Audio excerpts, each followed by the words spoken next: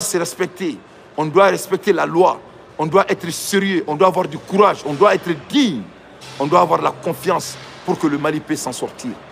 Masami Alaye Jamana Chira, Jamana Janfara Dionfe, ne Kramago Aydara Kumakan, ne Balanabao, Amekumala Erimina, l'air est grave. L'air est grave, donc Kati est en feu. Kati Bek Marfa Bekachi Kati, ou Kelmeka Dromou Wuli Kati, ou Kelmeka hélicoptère Wuli Kati, mais le coup est déjà parti. Jara naka mɔgɔw u tɔnɔ bɛ Kati u bɛ Mali fan bɛɛ Bamakɔ fan bɛɛ minɛlen don ni heure in na donc Bamakɔ fan bɛɛ minɛlen don c'est inévitable kuma y'an sɔrɔ yen on en a marre de ces délinquants on n'en peut plus on n'en peut plus on n'en peut plus. Ma téléphone blafolo. Je ne vais pas laisser le téléphone d'abord. Laisse-moi faire là, un peu d'analyse d'abord. L'analyse la mettre téléphone blanc. Donc, Kati sera attaqué. C'est officiel. Kati est sur le radar. Kati sera enlevé.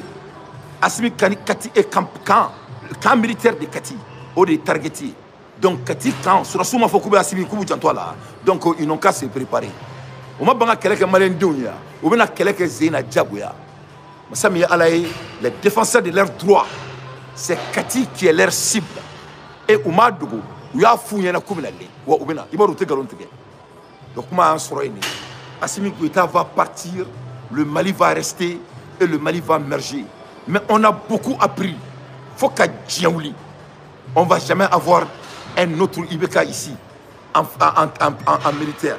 Il faut que Djiaouli, la lutte, notre vision du peuple, les changements que le peuple malien a voulu, il y a 6 ans de cela, on va y avoir, Inch'Allah. Donnez pas la numéro. Karamero Aïdara et Maliko, comment il faut qu'à fort, n'ata yininga dafara, ayak makaname. La note, du coup, mimbi jamana inka, hasidi ya damati.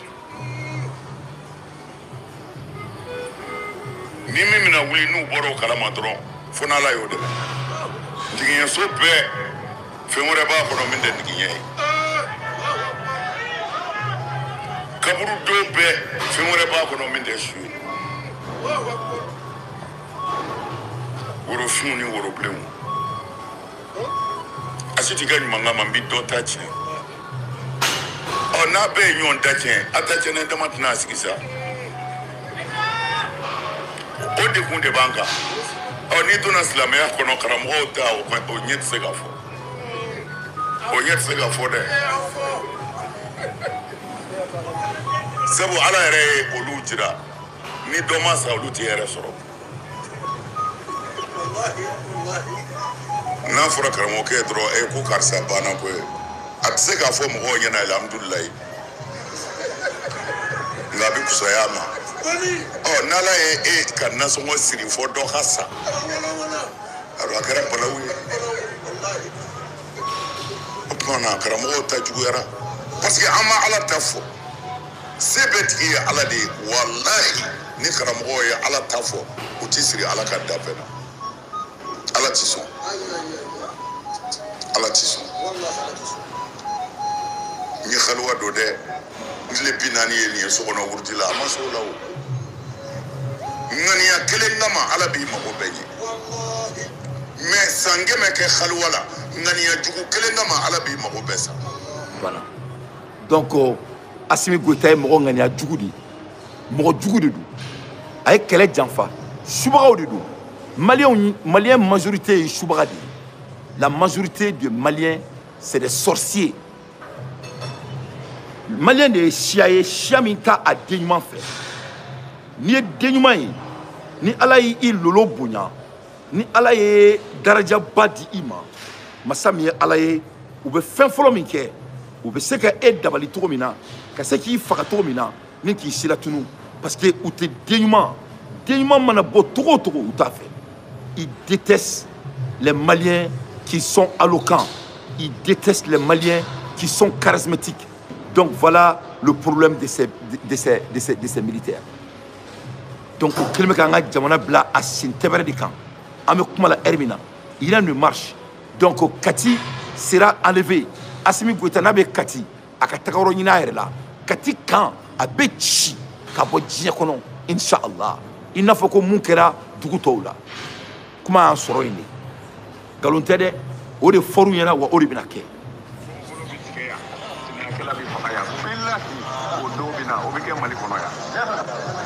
ala tɛ fila ye o kelen de don alors 90% musulmans ne tɛ se ka maga kuranɛ na silamɛ bɛ yen wa yiri tɛ wa mais silamɛw bɛ na silamɛw bɛ na ala kuranɛ bɛ na taa yan alors o y'u ka prétexte dɔ ye. donc ninnu de bɛna ale kati nin ye ka image fitinin dɔrɔn yira u la nin cira ma san donc ninnu de bɛna ale kati donc a y'aw préparer kulonkɛ banna Asimi Goyita bɛ taga de jagoya ninnu de bɛna ale kati.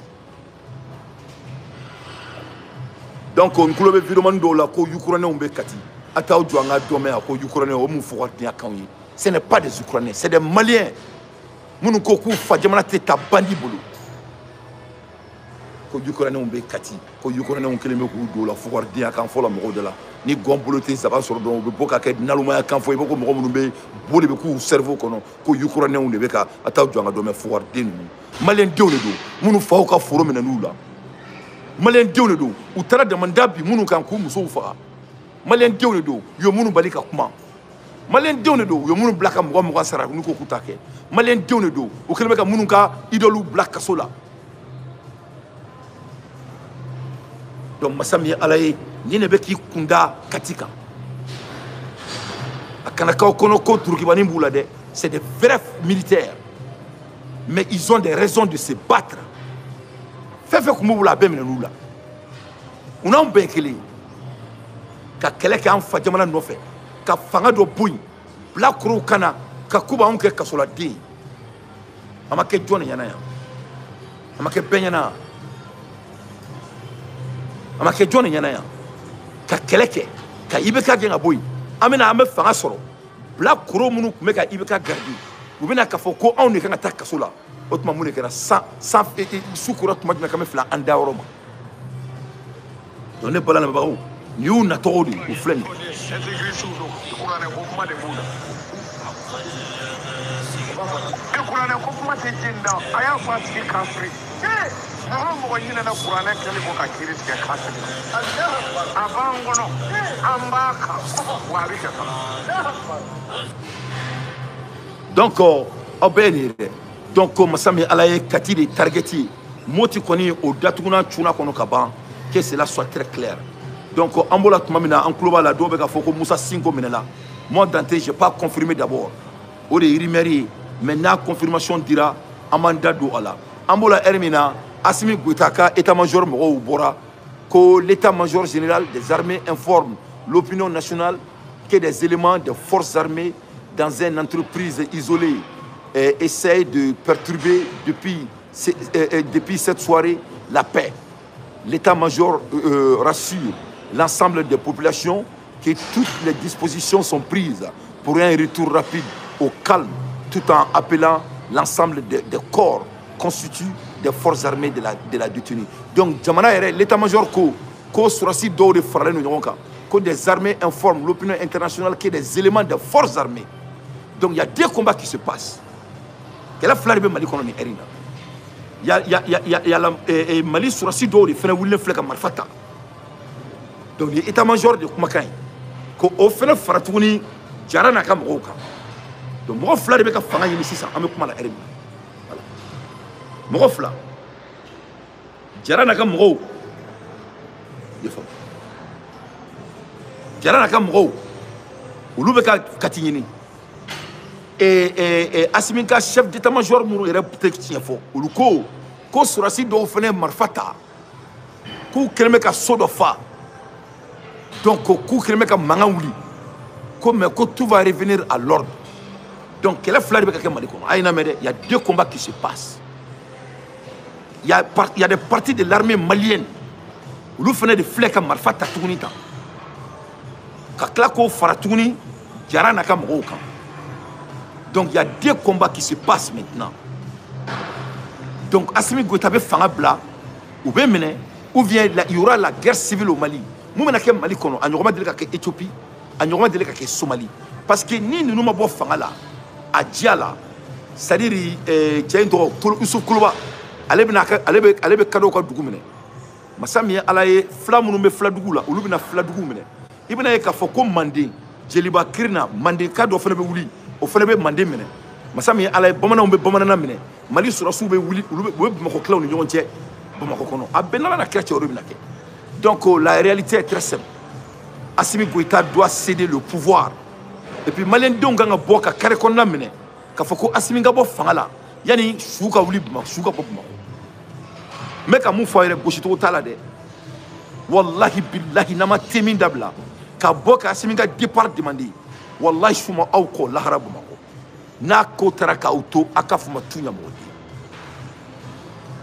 donc nin ye chef d'état-major ka communiqué de ye n b'a kalan tuguni ka d'a kan nkalontigɛ ye maloya ye ne ma nkalontigɛ maloya bɛ ne la donc n b'a kalan tuguni comme ça a bɛ tɛgɛ se k'a ɲɛfɔ a fɔyɔrɔ la nin ye chef d'état-major de ka communiqué ye n bɛna kalaw ye a ka se ka taga a fɔ a fɔyɔrɔ la ka d'a kan nkalontigɛ ye maloya ye Bakari den ma chef d'état-major de y'a jira k'a fɔ ko masa min ye ala ye k'an bɛ kuma la heure min na ko l'heure est grave voilà a filɛ nin ye n bɛna kalan a filɛ je vais lire. L'état-major général des armées informe l'opinion nationale que des éléments des forces armées, ko Mali yɛrɛ kɔnɔ, ko Mali sɔrɔsi dɔw k'u ye marifa ta. A y'a mɛn, ok. Des éléments des forces armées dans une entreprise isolée essaie de perturber depuis cette soir la paix. C'est-à-dire, ne Bamako de dɛ Mali sɔrɔsiw de ye marifa ta Bamako yɛrɛ kɔnɔ sisan. U bɛ ka marifa de ci sisan Assimi ka mɔgɔw la. Donc chef d'état-major de ka communication filɛ nin ye. Donc Mali sɔrɔsiw yɛrɛ de bɛ ka kɛlɛ kɛ sisan ɲɔgɔn fɛ. L'état-major rassure l'ensemble des populations que toutes les dispositions sont prises. Donc, on m'a fait que jamana bɛ lafiya dɛ. Ko mais ko olu kɛlen bɛ k'u labɛn depuis o ye jito a ka ye. Donc la guerre civile entre l'armée malienne a déjà commencé par rapport à la communication de Dirpa. Donc, sɔrɔsiw yɛrɛ bɛ ɲɔgɔn na sisan. Donc, Mali sɔrɔsiw bɛ décision de ta sisan. Ils vont laisser le Mali d'aller dans le drain ou bien Assimi Goïta bɛ bɔ mɔgɔw da la. Assimi Goïta n'a somɔgɔw kɔni b'a dɔn k'u tɛna se ka Mali mara tuguni. Le coup est parti. Donc masa min ye ala ye wa u ka so sannen bɛɛ ne jate b'a bɛɛ yɔrɔ dɔn. Wa Boumabel bɛ ka so minnu feere a bɛ ka so minnu jɔ sɔrɔsiw ye n b'a bɛɛ kalama. Mais nin bɛɛ n'a fɔdon de don. Mɔgɔ tɛ Mali kɔnɔ mun informé don ka tɛmɛ ne kan. Mais n bɛ ma ko a kan de ne tɛ n ta kɛ ni dabarabaya ye parce que kɛlɛ communication ne y'a kalan de kɛ a bɛɛ n'a tuma de don. Donc la récréation et le réveil sera l'un des réveils le plus brutal que la terre n'a jamais créé. Le combat du peuple malien ne sera jamais volé. Inch'Allah. Donnez bala na mabao. Les chefs d'état-major kumakan mais mɔgɔ minnu do an tigɛlen do u la parce que depuis le 19 du mois passé u ko ils vont revenir base militaire attaquée fo sisan an bɛ k'u makɔnɔ mɔgɔ ma na fɔlɔ an b'o la heure min na Moti fɛnɛ tasuma wulilen bɛ Moti o fɛnɛ kibaruya sɔrɔla des tirs à Moti ne bala na mabagaw l'heure est grave. Les routes nationaux au Mali au mai de James les faillites d'un État à la fin annoncées d'une jante. Donc jamana ko kuma yɛrɛ banna ni heure in na jamana ko kuma tɛ yen jamana ko kuma tɛ yen dugu tɔ yɔrɔ kelen pe de o ye Bamakɔ de ye sɔrɔsiw fɛnɛ wulilen filɛ Bamakɔ nɔfɛ voilà donc viromaniw a bɛ aw jija n'aw bɛ taga dugu min na a ka t'o dugu la a bɛɛ ni kuranɛ cɛ vous n'allez pas sortir dans la paix wallahi billahi lezi a ye ji da arachipasi ɲɛ la ka ji da bɛn le cerveau ɲɛ la vous allez payer le prix même kali kuranɛ la anw fa jamana mana mɔgɔ si ba ka kɔɲɔ min na aw bɛ Assimi Goïta dɛmɛ ka anw fa jamana ci aw b'a dɔn ne b'a dɔn ko Assimi tɛ jamana jɔla ye aw bɛ tila k'aw ɲɛtugu o kan ka anw fa jamana kɛ saraka ye k'aw bɛ tila k'aw sigi vous allez répondre devant la justice qu'on va mettre en place et cette justice sera juste Inch'Allah. Mali tribunal la mɔgɔ bɛɛ Mali juge bébé gang à Bobarla. Dès que Assimi sera arrêté, tous les gens qui sont dans la branche judiciaire du Mali seront dissous. On va amener Chérif Kone, il va constituer une vraie justice qui sera là pour le peuple, par le peuple, Inch'Allah. Wallahi billahi lezi, enfin Diamana Bedio. Cette fois-ci, on va venir avec des expériences. Nous ne serons plus des amateurs. Donc, voilà, c'est ce qui va se passer. La récréation, elle est terminée. Donc, on n'a plus un pays à l'heure dont je vous parle.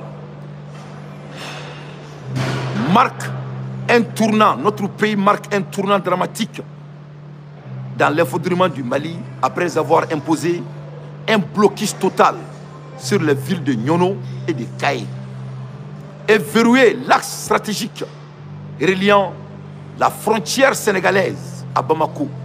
Le groupe djihadiste Jims a franchi un nouveau cap, le contrôle absolu de la route nationale entre Sékou et Bamako, artère vitale du pays. Ni nana la dienne. C'est ce qui fait nourrir le Mali. Yo sera ou yati. Soni mese. Allez au seka serimi. Seri. Au beba donga foko sukuru izinu datuna kaba ulu chilenu. Nye kuma mi mesu ina. Comme na courant fene tige Bamako kono. Ou bena courant tige. Peu. Ali courant fitin mi nabo solo fene bena tige. Donc et maintenant les militaires aussi veulent le pouvoir. Donc James veut le pouvoir et les militaires veulent le pouvoir. Donc si ça connaît Amina Diarra, on 600. On veut voir les sages de Ségou. Ségou Sajou. Abaouti Djaoubebo, Ameka Oumako. Massami Alaye, Ségou n'est que 40 km de Bamako. À Datouna Kaklefli. Les images et témoignages diffusés aujourd'hui sont glançantes.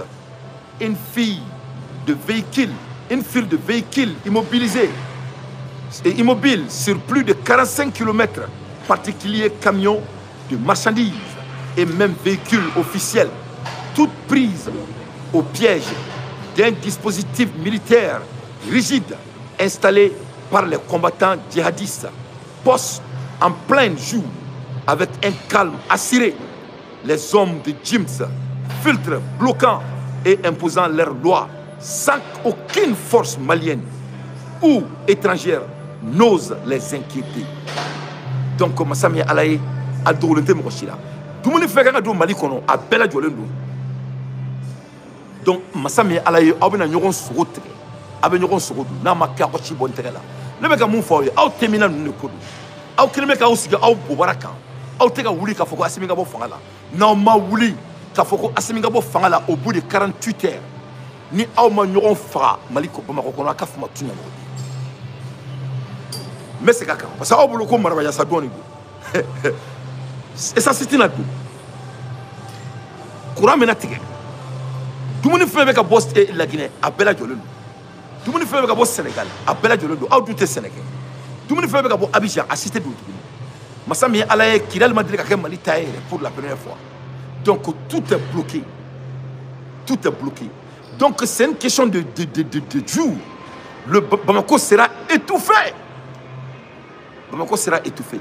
Kaye déjà est en blocage. C'est un état économique Kaye Sékou. Sékou ni Kaye. Jamanako Maban. Siga Soboubolo. Ngache atoro Koutala Boubolo. Bouguni Boubolo. Mon étoile tourné. Faut être tourné. Ça reste, ça ne reste. Donc n'a pas aussi Bamako. Kake naviguer. Aute wuli ka keleke ninga taka bondala. Massami Alaye dans quelques heures. Aute na seka moto boli tourné. Courantina kaobolo tourné. Tourné na kaobolo tourné. Donc abina wuli 600. Vous allez commencer à vous attaquer entre l'un à l'autre. Mamounoume Dr Sola. Moro bina sa. Sou kasa bina bo. O sou mana toli. O sumo bina do moro nuna. Au frère de ce qui se passe est très très sérieux. On parle de l'affondrement total de Bamako. Moi, je suis en train de vous parler en termes de logistique. Parce que regarde quel est le malfachi, quel est le malfachi. Le mec logistique me dit oh mata, on va tourner malfachi. Courantina kaobolo.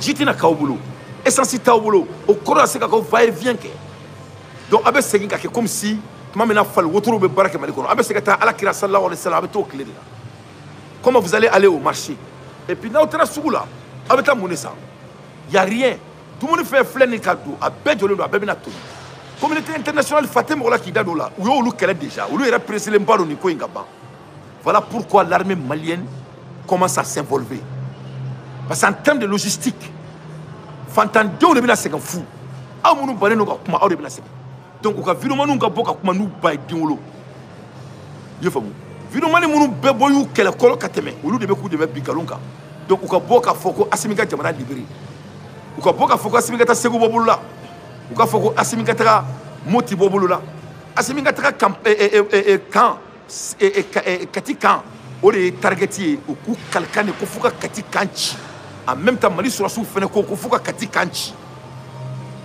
kuma beni donc ameka nga montour de la 600 or termina mena domina ka communication ke ou ka bien fait beni sur si bani numbulo amba perdo bien fait babulo ala mun ngem ko to la amba perdo sami ala ya amba la vente aux enchères là au zone nous kana nga kele chien au te kele ora chien tuguni adame ke ni ala sonama vous avez trahi le peuple.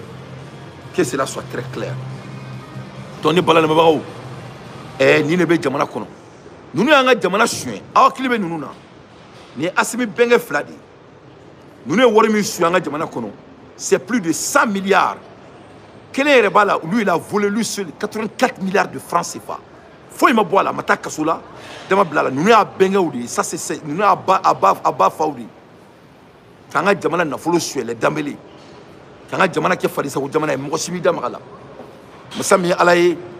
Depuis le début de la transition au Mali, une lutte implacable est engagée contre la corruption et le détournement des deniers publics. Mais ce n'est pas implacable quand ça vient des familles de Assimi Goïta. Ils ont détourné notre argent et tout le Mali est au courant. Faut y m'abo Allah pour te répéter. Donnez pas la Massami Allah.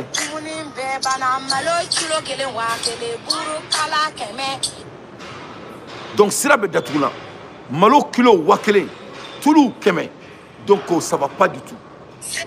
Tout le monde kuntana et drome tana be toblike, au kera keme. Donc le Mali bat 5 ans, rien ne marche. Le balan l'air est grave.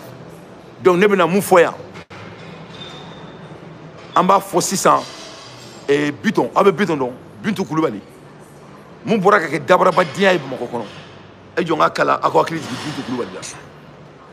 Mais à la sonne, ma bonne oreille est bonne ou oui. Nous faisons l'air du massacre.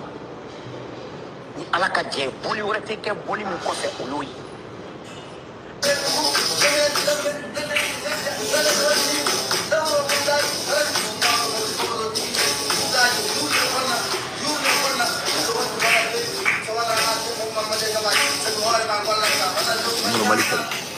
Nemi est dernier au Cameroun vendredi, car sur Amuso n'a dit d'abord. Mon quel est le message à Kishi Aoula, où il y a mon abonné à nous jouer, à mon tour, à Kateme. Aoula qui n'a eu, sur un vendredi, surtout qu'elle n'est pas au boulevard.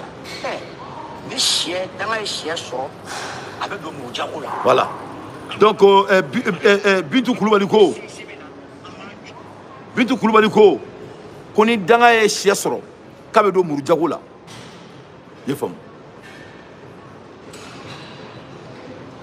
Donc, il y a le mec à fond. Ko Bintou Koulibaly, kaka bossi sans. Ko Malien do Maroba ala. Alors ko umote botouni ka dame ke bolimi. On aba fo Bintou Koulibaly yana. Ko u koni kube katini erina. Aba fo Bintou Koulibaly yana. Kube katini erina. Aba fo Bintou Koulibaly nyana. Kube Bamako ni erina. Aba fo Bintou Koulibaly nyana. Kube Sekou ni erina. Aba fo Bintou Koulibaly nyana. Ko embargo sigreno ka ekaika. Aba fo Bintou Koulibaly nyana. Ko Bamako fambe menelindu. Aba fo Bintou Koulibaly nyana. Ko Mali dunda be menelindu. Donc Malien do mo be Bintou Koulibaly là. Oui, ils sont passés où est passé Bintou Koulibaly du CNT. Et c'est Tchalé où ils sont maintenant. On a besoin d'eux maintenant. Bintou Koulibaly ne regarde pas la vidéo de Dabou Ousseï. Il ne voit pas M. Diarra. Aujourd'hui, le Mali demande à Bintou Koulibaly vraiment de venir sauver Diarra Transport et de mettre les bus sur la route pour qu'elle puisse gagner sa vie. Vraiment, Bintou Koulibaly, Madame Diarra Transport a besoin de toi maintenant. Dia EBC.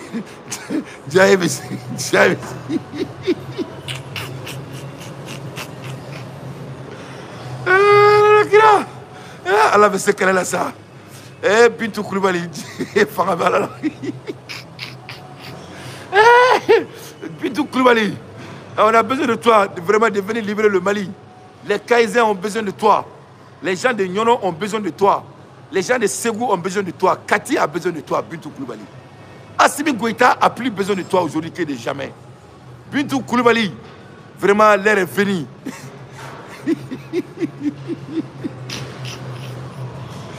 Votre engagement est autant besoin aujourd'hui que de jamais. Vraiment, les caméras sont en train de te regarder. Personne ne va t'empêcher. Il faut que tu aies un toit. Eh, Bintou Koulibaly. Et moi, Allah sait qu'elle est là. Et moi, Allah sait qu'elle est là. Bintou Koulibaly, et ma boka vidéo que. Et ma boka vidéo que Diarra. Diarra qui me ka segou mene. Et quoi que Tchedon me segou. Diarra qui me ka segou mene. Les sens de segou, ou nous ka samara. Ou nous segou me segou. La ilaha illallah. Kokera baraye. C'est pas possible. Et moi, kokera molia bokurubai.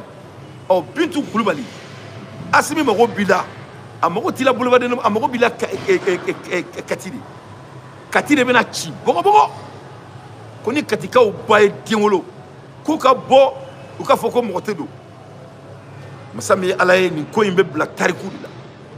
L'histoire de Assimi Goïta n'est pas gidée. Ça tourne. Le Mali va émerger. Vous êtes des vagabonds. Vous avez trahi ce pays. Et vous allez répondre à vos bêtises. Il faut que Djaouli, un porteur d'uniforme, ne va jamais diriger notre pays. Ça, c'est fini. C'est fini. Inch'Allah. Ne balana babaw Mali magobe Bintou Koulibaly là. Abe ni vidéo in aba tige. Aba la se Bintou Koulibaly ma. Réellement qu'à fort, un électrique dans Soroka, bon Malien Dobolo, à Kanto. Un message d'un frère inquiet. Il dit bonjour Dante. Ils ont enlevé mon petit frère de 17 ans entre Diama et Nyono aujourd'hui le 6 septembre. Pour la simple raison qu'il est natif de Nyono du Sahel. Il vient juste d'obtenir son bac. Notre maman est anéantie. Vraiment, il faut nous aider Dante. Donc, Massami Alaye, les pauvres Maliens sont en train de payer le prix à cause de la lâcheté de Assimi Goïta, qui n'a pas tenu ses promesses. Qui kali Mali la kali bobo fangala, ko alemana kali be constitution kaba baton, kata ka serment jafa, kakla qui tue moi, kama ski qui est là. Donc on est pas là l'air grave. Ou ka chubaka kemi to ko baboudi, baboui kanto, ko Massami Alaye. Ko ale koni babu ko tanke ale be subara la ko ale de Afrique subara be nyemoy o ko Mali koni ko kele bana Mali kono on abe ni yorot ka ci babu subara ma ko kele ma ban ko katibe tasma la ni erina amogo be subara ke babu la aka do aka suya konna la anga laje na be semuna anga don anga bo kalama ne bala na l'air grave ne bena awlo se ka ko fe doni pour ka do Mali jeunesse den sugumi sama bali abina sama bali laje bi allez de gauloya là ay sama bali kuma kana. Nous sommes dans une démocratie et personne n'a une démocratie. Nous n'avons pas son don de l'Union là. Quand il a dit c'est pour toi en 91, c'était là qui va aux démocratie qui vient pour Minana. C'était là aux démocratie qui vient pour Bongo, il y a Malfa, il y a Billy, il y a Djala, il y a Djolo. Il va que Ouatito. Ouatito est là. Nous avons une démocratie. Il est dans la tour pour souffler. Démocratie des bons amours. Mais c'est le gouverneur vous avez refusé d'abord la marche. Monsieur le gouverneur, vous avez d'abord encore refusé un sitting. Mais nous vous devons aller. On va avec vous. Il est Angela. Malgré nous avons dit que nous allons respecter les mesures barrières, que nous allons respecter. Quand j'ai dit que nous allons masque d'eau. Aïe, refusé quand des sittings. Quand nous avons tout salé encore. Même nos pancartes, nous avons écrit, nous faisons confiance à la justice malienne. Nous sommes des républicains, des démocrates. En tant que nous ne savons pas ce sont. En tant que nous ne savons pas.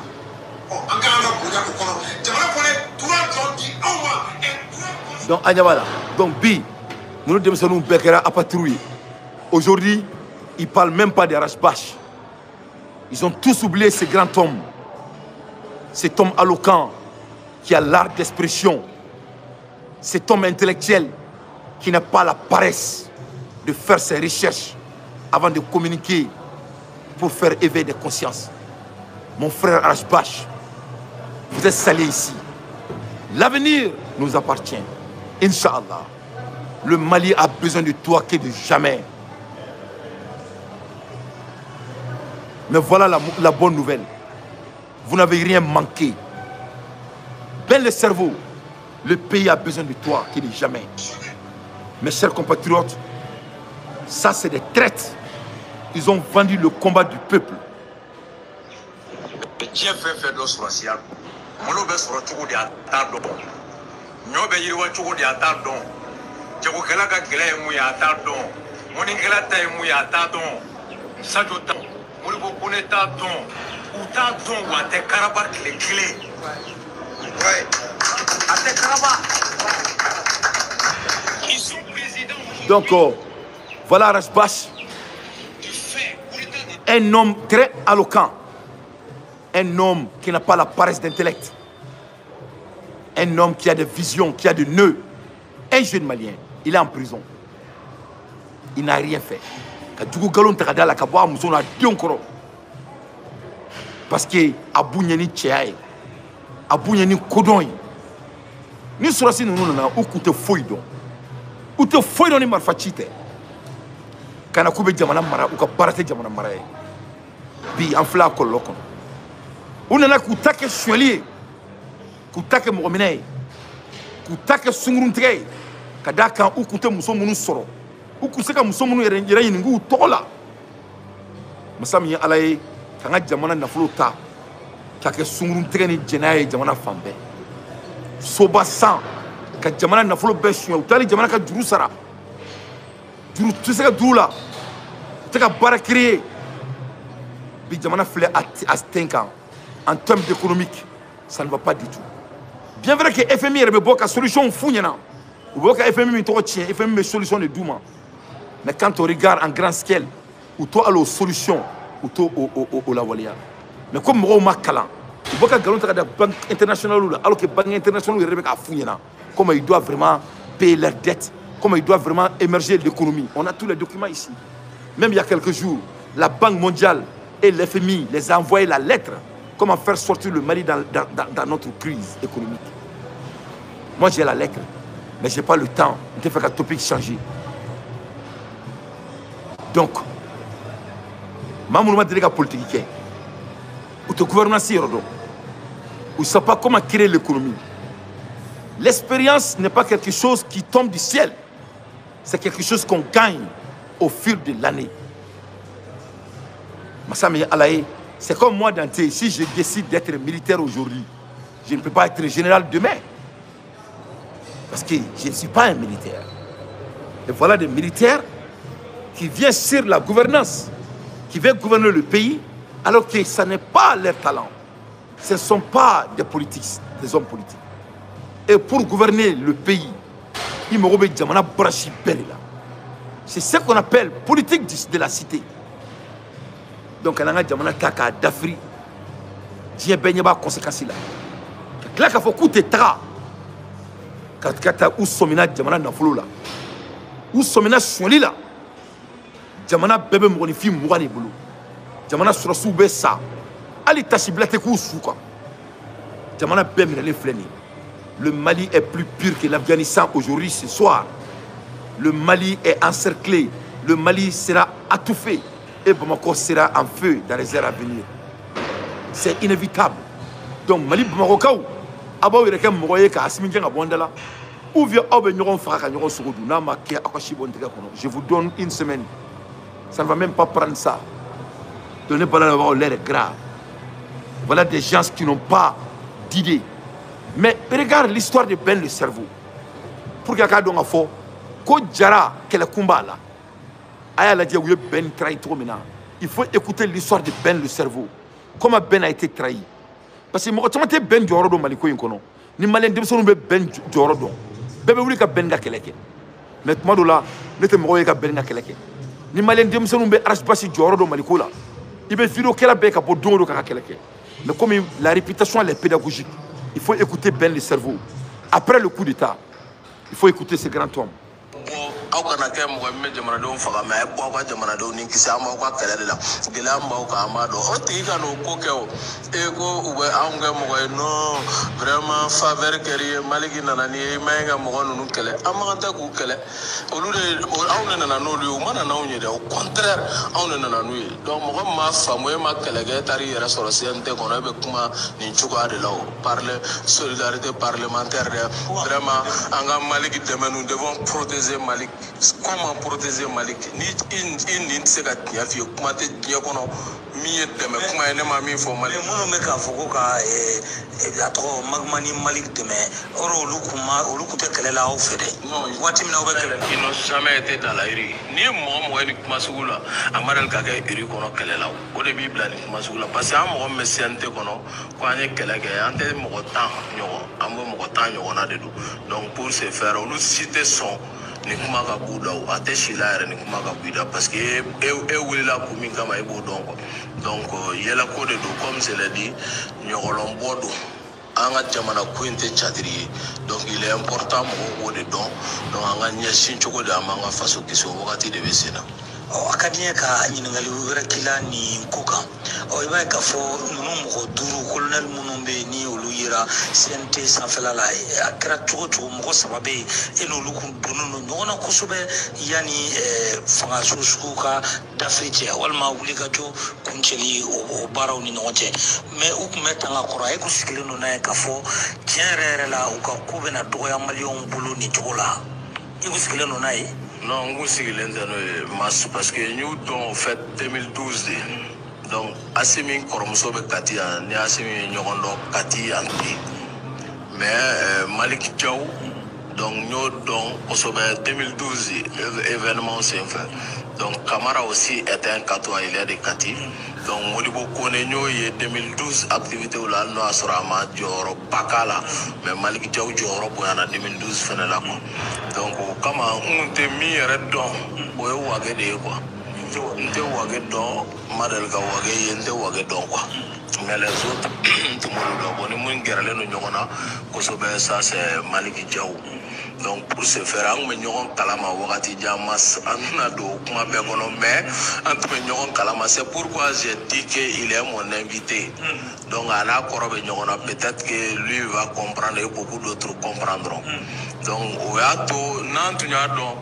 k'u bɛna IBK ya kɛ IBK kɔ vraiment mas diɲɛ bɛ wuli i n'anw tɛ jɛ o ma quoi parce que ne t'a dɔn i bɛna se ka mun di anw ma an kun tɛ se ka min sɔrɔ su IBK anw kɛlen don jeunes bɔ Kati yan 2 février 2012 ka taa ATT kama ko mɔgɔw bɛ ka sa Aguelhok mɔgɔw bɛ ka sa Mena kan donc an ka wulikajɔ kɛ o de taara wolo Aya ni Maliki Diaw ni Seba Jaraw ka wulikajɔ la le 21 mars n'a kuncɛra 22 mars 2012 on était là donc o min kɛra an y'a dɔn kun dɔ de y'an na wuli quoi n'a bɛ fɔ o ma conviction an ka jamana tacogo man ɲi anw bɛ se k'a falen donc an ka wuli k'an jɔ an ka jamana tacogo ka falen o min n'o nana wolo IBK ko la o kɛra nimisa y'a bolo moralement pression dɔ tun b'an kan an ka ɲi ka jamana in lakile parce que an y'a tɛ gɛn ko IBK bɛ k'a fura ye donc bana fisayara ni fura yɛrɛ IBK ATT su fisayara ni IBK ɲɛnama ye bon ne ɲɛ bɛ transition tacogo la cogo min mas n'u ma falen IBK su bɛ fisaya n'u ɲɛnama ye an bɛ ka taa sira min fɛ dɛ ni nin ma falen an ka bɔ nin kɔnɔ ka na cogo di an bɛ ɲɛsin maliyɛnw ka laɲinibaw n'o ye justice ko ye o bɛ sabati cogo di élection jɛya o bɛ sabati cogo di malidenw bɛ lakana cogo di ka tigɛ di ɲɔgɔn ma kɛ ni irisiw ye k'a fɔ faransɛw ye u k'u ka surasi 500 ni 100 cɛ u ka taa faransi lakana walima n'u bɛ taa yɔrɔ min u ka taa ye mɛ anw ka jamana mago bɛ a yɛrɛ la bi maliden fagali ka jɔ maa 15,000 san 9 kɔnɔ hakɛ bɛ fali kusama la donc an ka ɲi ka jɔ o fɔ n'o ye prix min ye payer ce prix mais n'i tɛ se k'o kɛ fo e bɛ yɛrɛkun ɲini de la donc anw bolo retourne dans ta famille i kan ka jamana ɲɛmɔgɔya bila i ka t'i ka so i ka t'i yɛrɛ ɲini i ka so donc il n'est pas trop tard ils peuvent ka bɔ télé la bi ka walan sɛmɛ o n y'a bila o fana ɲɔgɔn cɛya tɛ dɛ bɛɛ tɛ se k'a bila dɛ ne nana nin doni ɲu n dɛsɛra a kɔrɔ n b'a bila ne bolo n bɛ walan sɛmɛ o fana ye hɔrɔnlama ye. Donc voilà ben le cerveau. Voilà pourquoi je défends l'homme. Bon, Malien 90% y en a encore. N'était y en a des. Eh, tu n'étais fait à faire ça. Tu n'es pas tiré à la gueule. Il va quoi les balma la nebetania. N'était n'enfia là. N'était fané à là. N'était nyangouya là. Je suis comme ça même dans la famille. Je ne suis ni nyangouya de balma la nebibla. Al nene nyangouya senti là. Al nene asiria asuma. Moi, je te laisse. Je ne suis pas méchant, mais je n'aime pas l'impolitesse. Donc, Malien Dion est né d'enfant. Ou Bekele est né d'enfant. Aïe, comment il faut? Aïe, mon fort. C'est tout ce qu'il a prédicté. Est-ce que ce n'est pas la réalité d'aujourd'hui? Tectus. Ko bese kabla. Est-ce qu'il y a bla? Amabla. Quand il y a sira mi kanta. Quand il y a Ibeka et Galombala. Koka Ibeka Dien, Ibeka Segna, Galombala. Donc Assimi Goïta n'a jamais aimé le Mali. Il n'est jamais venu pour le changement. D'après Franklin Yemsi, c'est un félon. Il a volé le combat du peuple. Donc Aseka Kelen, Aseka Abonia, parce qu'il n'avait pas de conviction. Il n'avait pas de conviction, mais au Talé là-haut. On est Ibeka Dien. Quand on a follow bo, quand on a chronique qui est Keleke. Oulouma Foyke, on a kananga kele chouette. D'après eux-mêmes, c'est des invités. Ils n'étaient même pas des invités, c'est des intures. Nous sommes intrus. Ko basata a sigitro korobla. Ka klakana tuni ka bika tuni kunu. Perd 6 ans de la vie du peuple malien pour rien. 0. Au ka tuni karimi. Ka jamana boka bi. Ka klaka malien dom black ousa. Le balabao l'air est grave. Donc, ben de flou boulot kassola. On connaît Dante. Connaît kana ben demain. Connaît ko to ulu boulot. Connaît qu'à continuer koulou demain. Ko ben n'est pas important. Fadi ba aula. Abo fo mori nyana. Mamu nous invitera. Mamu ye keleke. O se ka fo nyana. Ni malien dignement ni doara. Mami me mirika tashi. Janfa, ni a un fari yoromina mbati ke kafli. Benene do ne mbaka keleke foka boka sola inshallah. Sogali kogala ene fadi mbaka keleke parce que ay malikano. Mogo ne malikano ne bi ka keleke. Mogo ne malikano ne bi fe. Mogo ne malik janfa ne bi kelefu lahara. Nous ne malik janfa laudi. Nous ne horon koloni.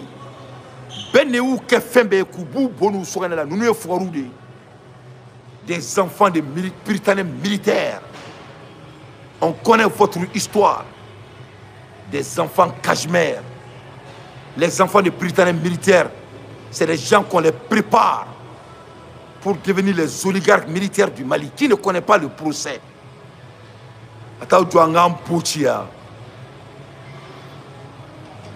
Les cercles des oligarques. Les frères militaires maliens ne viennent pas de puritains militaires. Les vrais enfants militaires maliens, c'est les enfants de bas quartier qui n'ont pas l'accès de puritains militaires.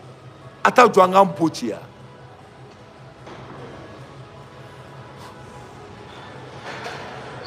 Enfants de puritains militaires créés. Ka gonga ka gonfari make. Vous n'êtes gongola pas dans tes monde. Vous ne incarnez pas des valeurs de notre pays. des enfants des Britanniques militaires.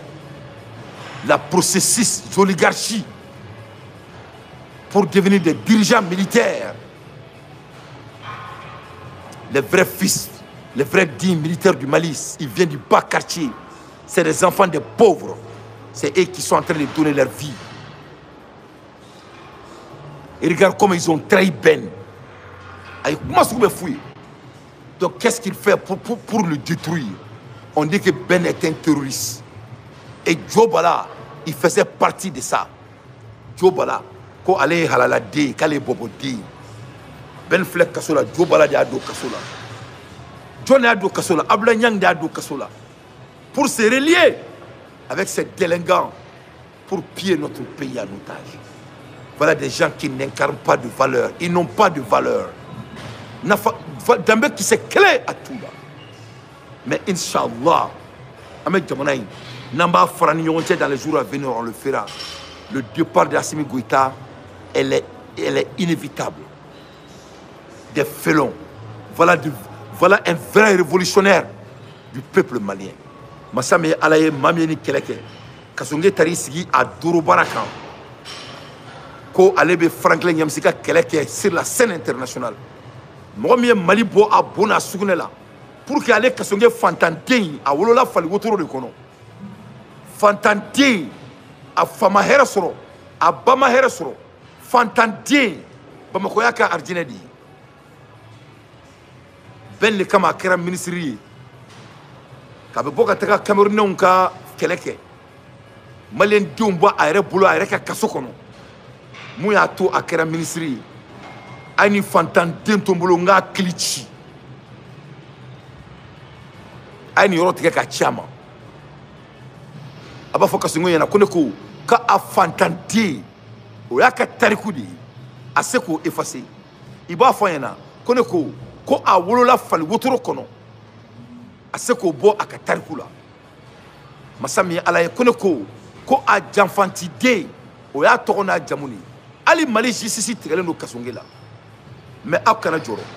Justice du Mali sera dissous dans les heures à venir, Inch'Allah. On écoute bien le cerveau. Ni ye u ka tariku de ye k'a yira k'a fɔ k'u sɔn a ma daminɛ bi la. Mais komi mɔgɔw ɲina ka di. N b'aw hakili lajigin. A y'aw jija a ka dugukolo se a ka don a kɔnɔ dɛ. Le coup est déjà parti. Mɔgɔw kun kɛlen don ka bɛɛ espoir fondé kosɛbɛ sɔrɔsi ninnu ka bɛɛ ko denmisɛnninw don u bɛ terrain dɔn nin bɛɛ de fɔra mais ka tila ka na maliyɛn fanba ninnu bolo don u jigiyɔrɔ de ye a bɛ mɔgɔw dabali ban a bɛ mɔgɔw dabali ban kosɛbɛ e yɛrɛ fɛ u ye jɔn de kumakan mɛn ka aw to yen aw minnu ye kɛlɛ.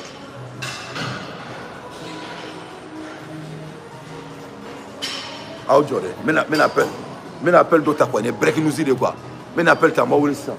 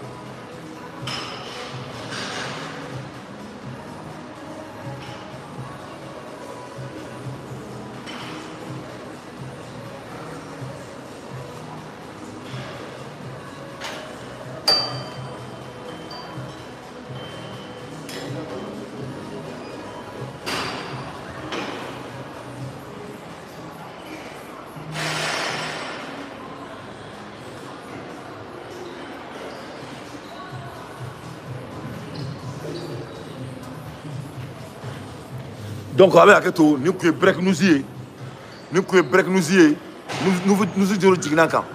ame kuma la elimina ko Mali surasu ko kute keleke tuguni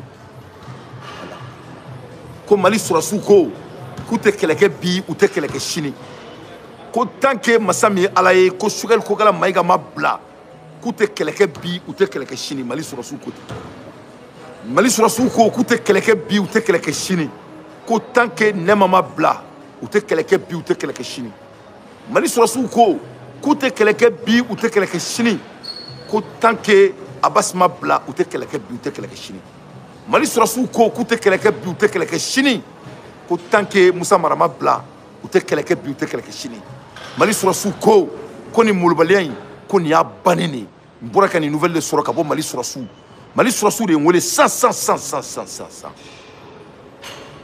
ko nga fo diena ko Dante ko tu es le plus écouté de l'Afrique ko ubika show censuré di ko kelme ka juga sugu sigi kan ka fo surasu yana ku kan ilame Facebook ko na ka fo mo yana ku kan ilame ko kelme ka machine sigi wala se ka Facebook na do Mali yere kono ko Mali surasu klobika kuma bela ko Dante qui est halala deni ko ni ala ku e nyona fladi Mali ma kuma la ko Mali ku te keta mbora 150 wole surasu ko ku te keleke bi ou te keleke shini ko tanke ngunu ma bla ou te keleke en même temps surasu fleni kamanga wuli mako kono oni surasu de be ka marfa ci nyona et Mali état major de bora ko kuma fo donc l'air est grave c'est une côté na tourner voilà c'est côté tourner ni bani nous ma en fou de mara malien de ma ba ha yoro ina mbe président Jara mbafo Jara Kolobakari ifolendo Jara te kelemina Jara muso dente kelemina kona te kelemina kona muso dente kelemina o kera kele fuye pour Jara folendo ana no famo bela jeli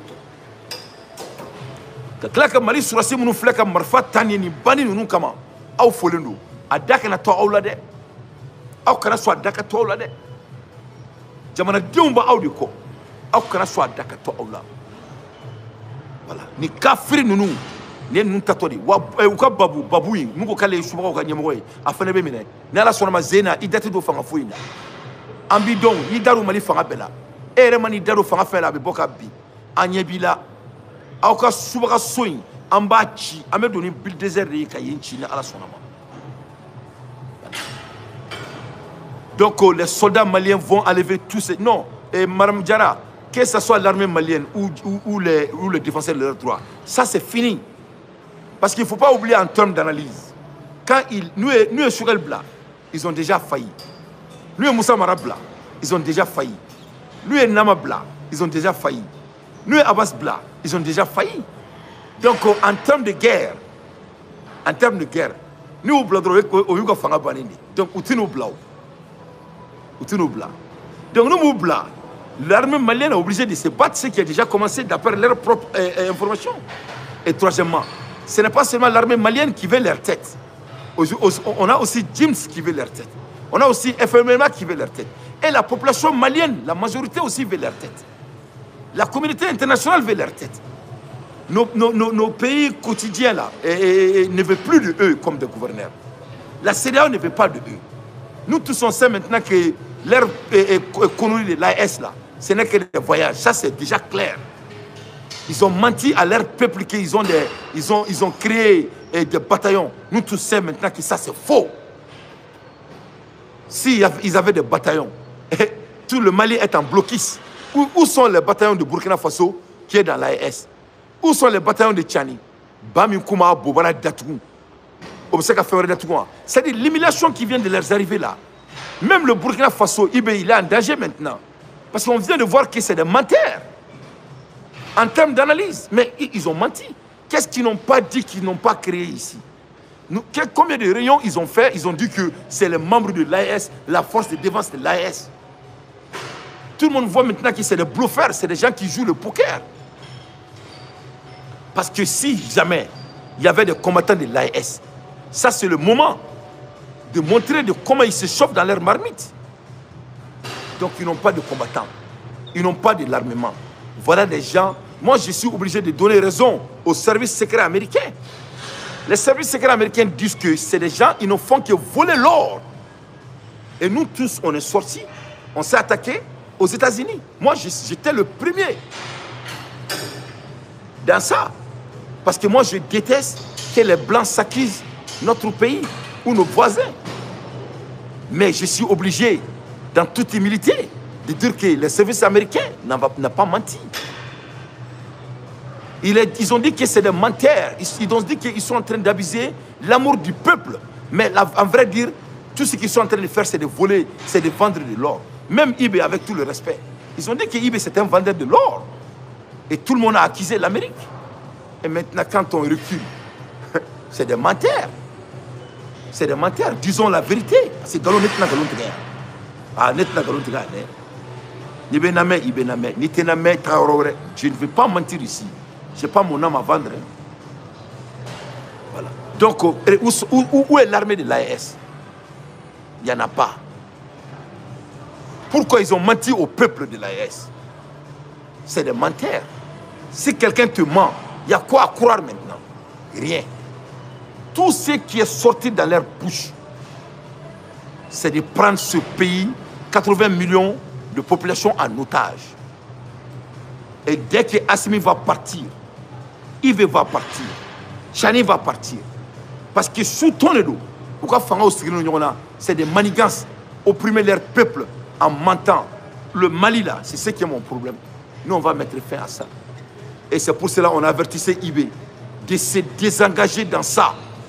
Et lui, il devrait écouter Poutine.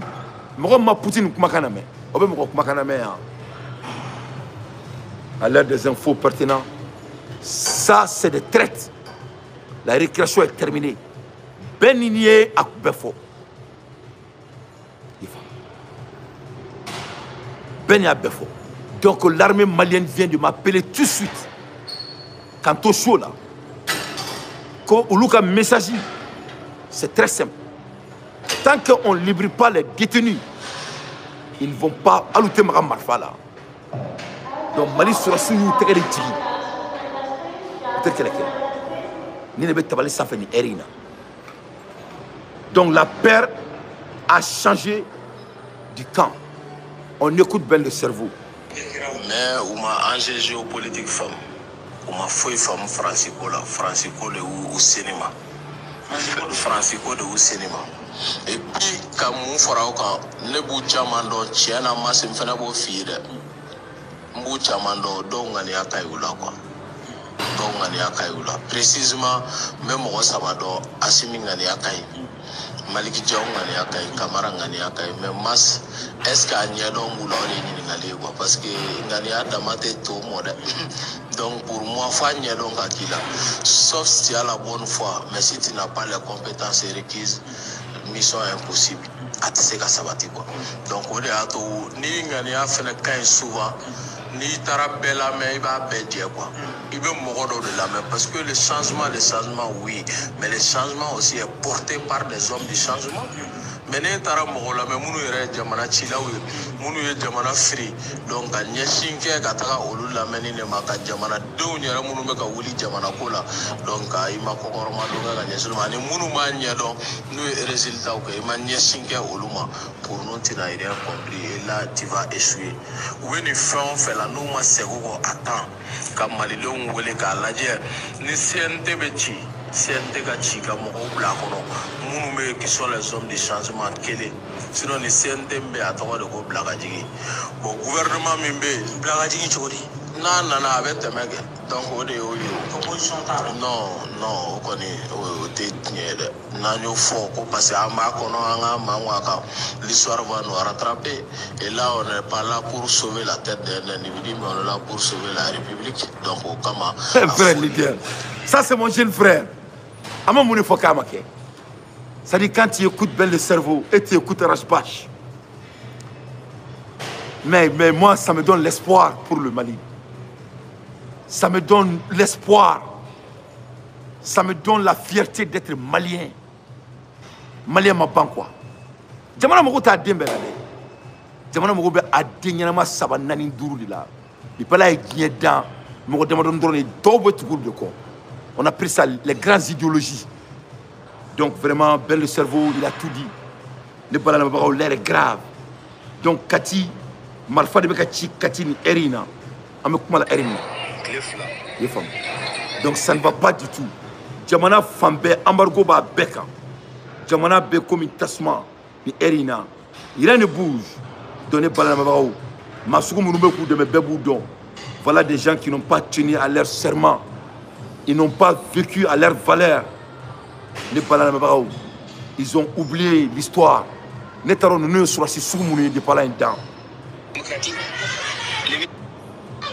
bien, le peuple malien décidera de leur sort. Vous allez donc donner le pouvoir aux civils. Ils ne sont pas venus pour rester. Nous organiserons à temps opportun des élections libres et démocratiques. Les militaires qui veulent rester au pouvoir, ils n'ont qu'à lever ses galons et revenir dans les partis politiques. Nous partirons. Nous ne resterons pas un jour de plus. Nous, on n'a aucune ambition politique. Nous sommes des soldats. Nous avons d'autres prérogatives, d'autres missions qui nous attendent. Notre objectif, c'est de très vite, à travers les différentes rencontres avec les différents groupes sociopolitiques, transférer rapidement le pouvoir à une transition civile. Ils sont forts en théorie, nuls en pratique. Ils sont forts en théorie, nuls en pratique. Ils sont forts en théorie, nuls en pratique. Voilà des chances. Et bien c'est qui badé trop de mecs, qui est baillé gado il faille, quand on est des coups. Hein? Et bah c'est qu'à gado il faille. Quand dit qu'à il faille donc la fait. Quand draka tout bien dit femme. Quand t'as tout le monde qui a dit blas, n'y a quoi quoi qui est tico. Quand gado, quand gabou sisi mouni, quand nous susu, quand mugu tintin. Qui me qui bamou qui se colla. En a jamana dambe. Ko o denw bɛ nin den sugu supporter wallahi billahi ala den se ka simi goita de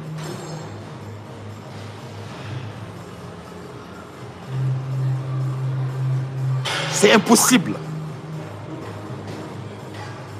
Nous n'incarnons pas de valeurs toujours ambola Elmina mogo be ale be faire révélation pas d'odi ko mogo ba do be ale be faire révélation pas d'odi donc mena ale wele abini dadu barula ni ala sonama ni promesse taye mon ba wuli aramadi dalakani donc on est dalakana kelema allô bramo allô danté de do am direct là ngoma ngombi wole ka direct dima donc mo club na mini bla speaker là OK ne pas na mo révélation paro mo bloka do mo bismillah ouais bon danté nam comme ko ka tiam kenan to fo nam mais on j'essaie de nous dans le camp comment tando nam c'est-à-dire jamana ni ibaro zone de bankuna zone de bankuna wallahi nam et ma femme nam ko vous le kelme ka femo de kemalila kadamna assemblée président nam Maliki Diaw nam Maliki Diaw ani le ministre de défense là Camara Sadio mais ça nous kelme ka jamana kiedi ka kantre Allahu Akbar muna enfanta c'est ça parce que ni celle fouga ça nous joue rôle là assez qu'on attrape nous sommes ça Maliki Diaw ça c'est 1 milliard 300 millions Maliki Diaw so ça assez qu'on 1 milliard 300 millions Allahu Akbar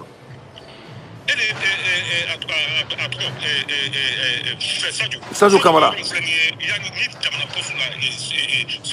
c'est nous possible il baisse à 100 mètres il y a une casse sur nous avec caméra il détecté mais États-Unis pas comme appartement pas comme États-Unis avec États-Unis Allahu Akbar wallahi billah Sadio ba nous ya le benela Allahu Akbar o kulobi la ba donc a fo mo ko kalama Allahu Akbar ouais jamana tse ka tonti en fantam de screen alibi mbalma ke ijo meni nga surasu ene wole sansan ijo ntini ga kuma tige parce que mo kulobi la surasu ene wole sansan kube ka mobiliser sangadi mali sunguru bawma oni du surasu de wole sansan kan wole san ala de sere ye mun famio la ko musoko nous me fait que avec la musoko Allahu Akbar musoko le be jamana ere bo jamana o tadi Allahu Akbar jamana o tadi ni kada o de ke Allahu Akbar festival kele mogo be kongo na festival kele festival kele avion et taxi kamgo tanati suta katano batulu jaba goita ati su de mogo takatana Allah. ala tala cɛ hali n'a fɔra bi k'a fɔ ko hali an ka balontanna dɔw ko dɔ banna ko k'a ta ka taa n'a avion na a bɛ se ka. A tɛ se. parce que an b'a fɔ olu ye jamana jigi dɔ de ye o bi olu bɛ ka jamana kɛlɛ de kɛ. Wallahi.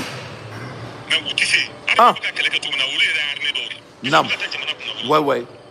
mais u tɛ se. Ouais. u tɛ se k'olu fɛngɛ mais an ka avion de bɛ bila ko kɛlɛkɛ avion o avion de bɛ kɛ taxi ye ka taa mɔgɔ kelen ka festival kama jamana n'i ye Kayi sira lajɛ bi sira bɛ yan. Sira tɛ yen. sira de bɛ yan. Sira kisɛ kelen.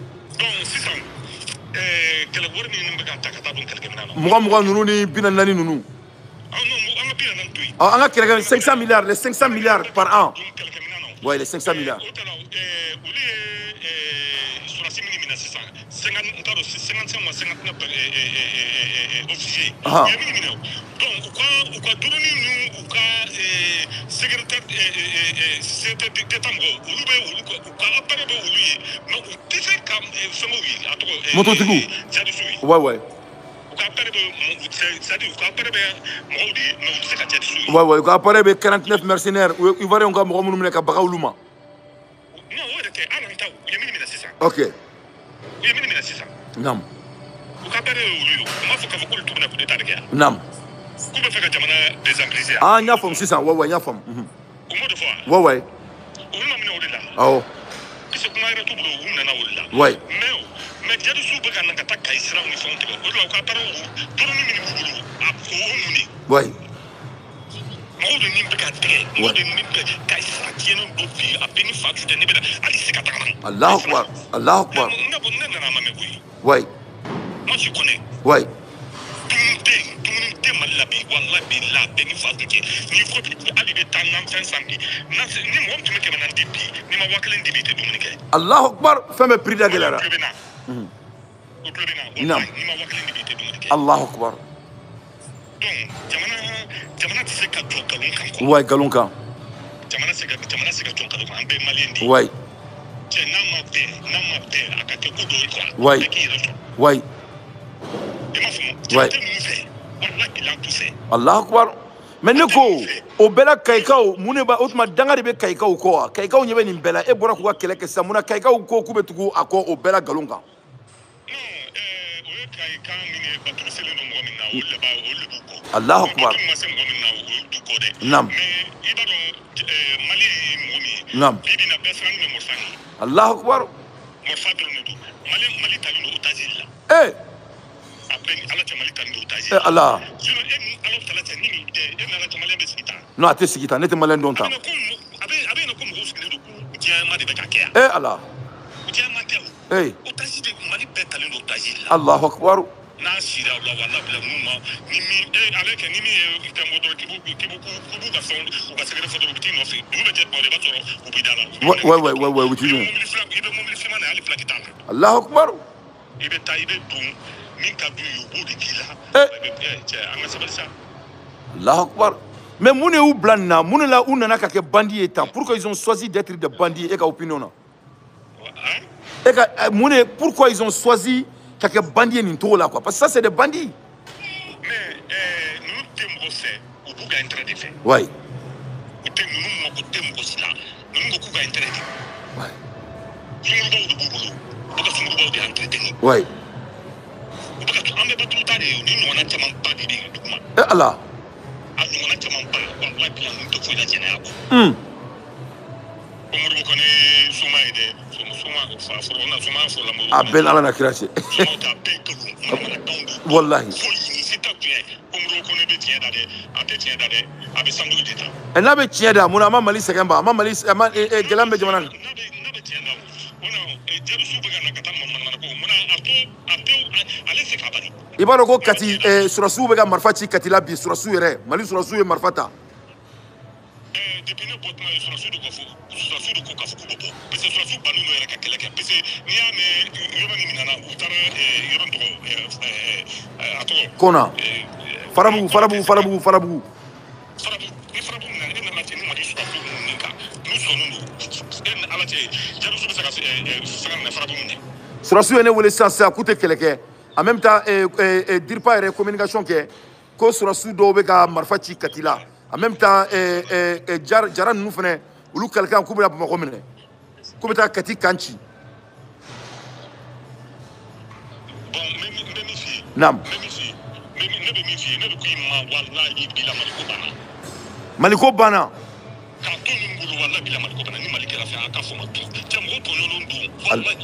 Allah akbar ate kɔrɔbɔ mais ni fantan dusu ma suma wallahi il faut ka to fantan famoma min ka intérêt min be dabadiya la kuma bɛ ninnu ni fɛnw bɛ dabadi ouais bɛ dabadiya la parce que aw de bolo bɛ bi ninnu de ŋɔnna ninnu ka dabu ninnu de ŋɔnna aw de u kan ka min fɔ aw de b'a fɔ ouais u kan ka min fɔ aw de b'a fɔ mais aw bɛ nkalon de kan mais lahara tun aw bɛ nkalon de tigɛ wallahi bilahi mais ko bɛ t'u den kari mais non mais pourquoi Boubabel nous bɛ ka nin kɛ wari de kama quoi et prendre les Maliens en otage ou dun bɛɛ bɛ tiɲɛ dɔn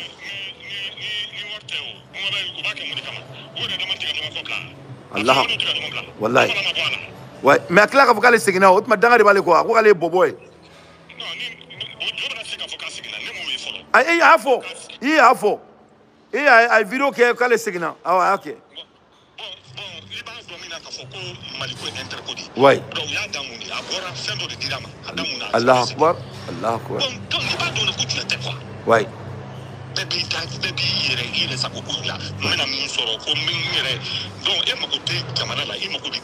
ouais o tɛ jamana ye tɛ jamana ye naam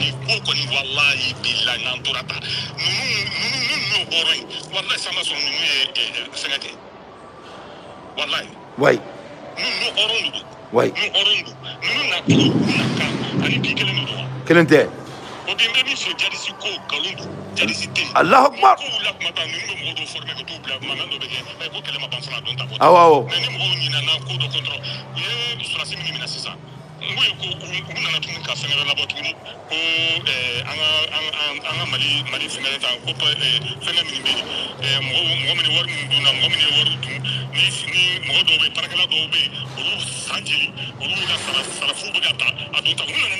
ouais donc ils sont malins, ils sont très malins. Ouais. Merci vraiment pour votre analyse. Il y a comment faut ça au Djarani Touro. Ils sont très malins. Bon, ils font les malins tellement soro. Parce que à l'époque où on baroque, on a émotion là. Au boulot ko ala de bina ou demain quoi. Au boulot ko sari ko miracle do bina couiller quoi.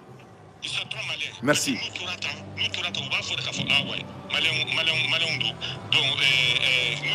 Ya fama. Ouais. Ouais.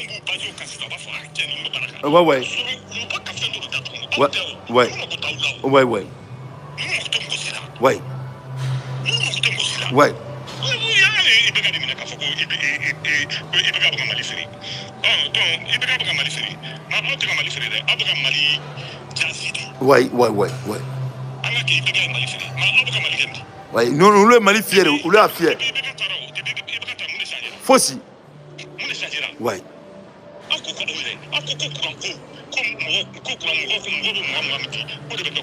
Ouais.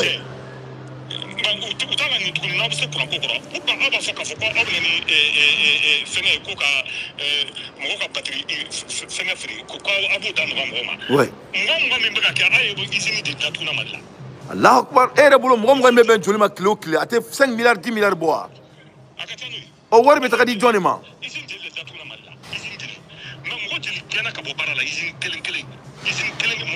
Quelle belle analyse. La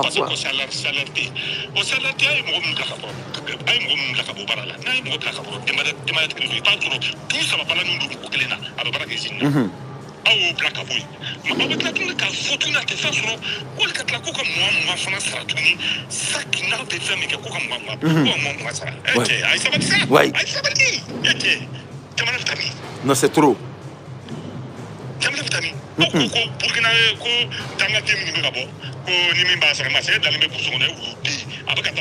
Wallahi.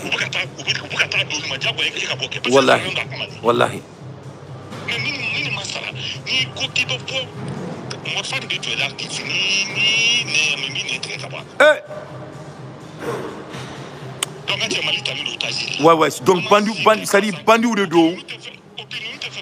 Ouais. Voilà, c'est le bandit. Ouais. Ouais. Voilà. Mais toi, tu es la deuxième personne qui m'a dit ça. Namodobe ale korbara gawe enfant na ko wallahi ko c'est-à-dire ko tobu ye fefeke malila quoi ou comme sanu somi ko nunu ne asimi ne kumu krefe quoi ils ont tout appris c'est-à-dire au lieu de kera barkani ni français en kuna quoi ko fo mo ka bori kalama quoi ouais ouais non garantika kuma la il ne bebe grenkel na ne ni fo mo yana ngo bandu do amena parce que ne je les ai étudiés, tu as tout à fait dit la vérité.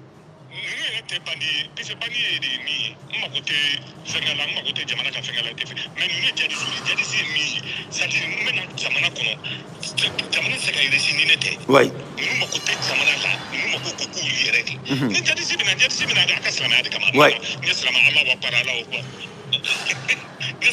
Oui.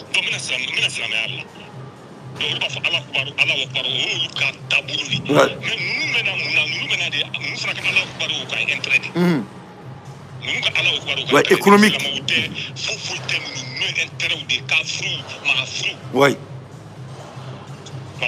Merci mon frère. Dorénavant, vous allez analyser, il va analyser quand. Inch'Allah, amena numéro échangé. Amena kuma kofe, il va faire analyser quand si tu as des idées, on bila do, il va kuma mêler on bi kuma kana mais Inch'Allah. Merci. Merci Inch'Allah. Salam alaikum.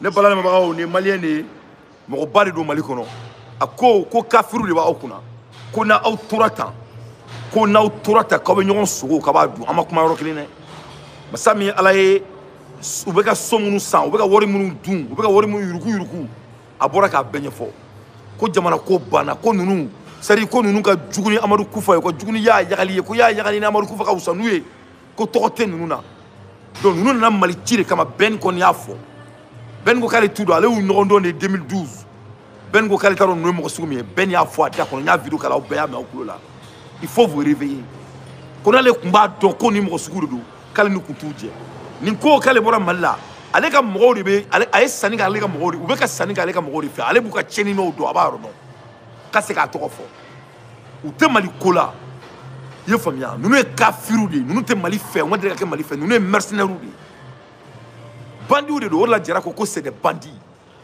malion faka donga fodi kone nete mfatemana tonoma foka tandan kaburu kono nete wuli ka mo ci kele mali kono gas galunka orla ni yala ne ka sola ni dura ki mo ko korfo nete soama parce que mo ka baga mo ma ne be sa préférer ni nga baga mo ma nous ne kafiru di donc ambe jarana mo ko bi amu ko sini mali surasi munu be ka boka keleke amba ko bi amba ko sini ni mo ye nunu daga bo andala ambe tuko wa ambe ka sebaya amba sabati ni ala sona donné bala na mabaw l'air est très très grave quelle révélation mondiale quelle révélation masami ala est sans pitié fene ko woleli ke mais je voulais pas que quand on analyse tient donc mina essayer ka sans pitié wolé kale fene la do mo ba le fene na kuna kanche akodi kuma mai mo kelenda abbe ka sans pitié fene bushi awjo.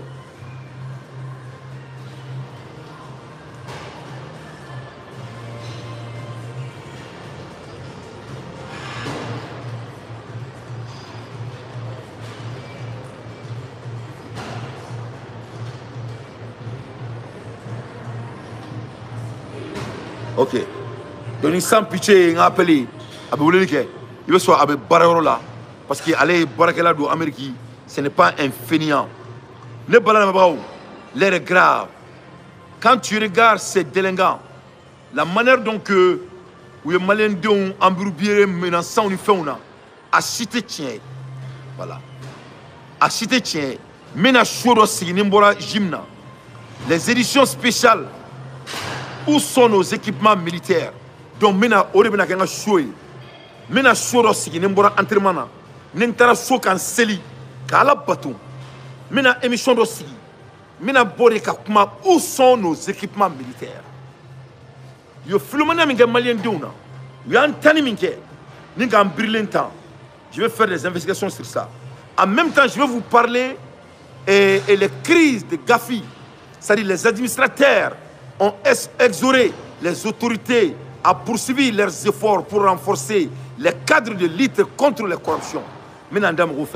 Les administrations ont exhorté et Donc je vais vous parler de bilan financier et où est parti nos armées militaires, nos équipements qui nous ont montré. Maintenant, analyse quoi côté Auma. Akadonga fo, qu'on nous est mercenaires soumouillés. De quel niveau ils sont prêts à aller pour vraiment, vendre notre pays. C'est-à-dire, nous sommes banakaban quoi. Nous sommes banakaban, malin don la rabos nokola. C'est-à-dire, c'est qu'on a tourné. Mais Mali sera sous un wole. Quand on a sous là, quand on a fait malin don yana, quand on a marfa tabi ou te marfa tassini, quand tant que qu'on détenu mabla, qu'on a fait Mali sera sous claque marfa tatouni, asimi gotaka sera sous kama. Où est le chef de où est de communication que quelques groupes armés ont pris l'armée contre l'armée d'Oreté